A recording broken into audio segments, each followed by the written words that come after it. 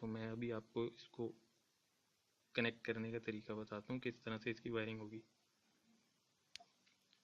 Battery में मौजूद ये पॉजिटिव और नेगेटिव जो निशान हैं ये टर्मिनल की निशानदेही कर रहे हैं। तो हमें इस पे जो है ना सोल्डिंग करनी है। 2 तारें यहाँ से निकलेंगी, एक पॉजिटिव और एक नेगेटिव, जो आगे हमारे राउटर को कनेक्ट करेंगी। ये मैं इसके टर्मिनल सोल्ड कर रहा हूँ।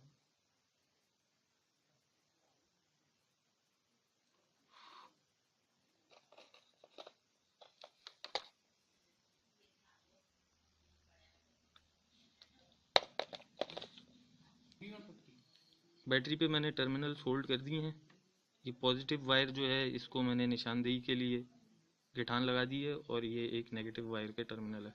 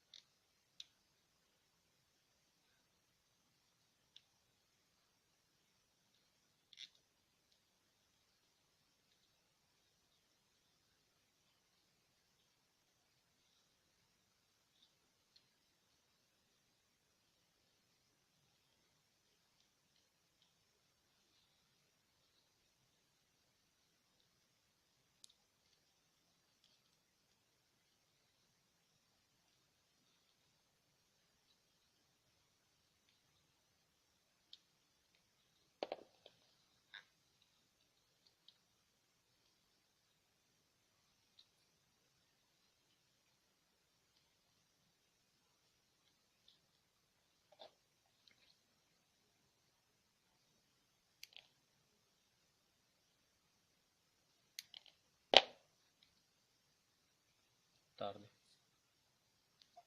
ये हमारा बैटरी बैंक तैयार हो गया है। ये चार्ज कर रहा है, और इस बैटरी की बैंक की जो कीमत है वो सिर्फ 20 रुपये। अब इस पावर बैंक को चेक करते हैं कि बैकअप दे रहा है या नहीं। तो मैं अब तार प्लग इन करता हूँ। ये जैसे ही मैंने डेटा केबल को प्लग इन किया है, इसमें ब्लू लाइट जल गई है, जो कि चार्जिंग के दौरान रेड जल रही होती है।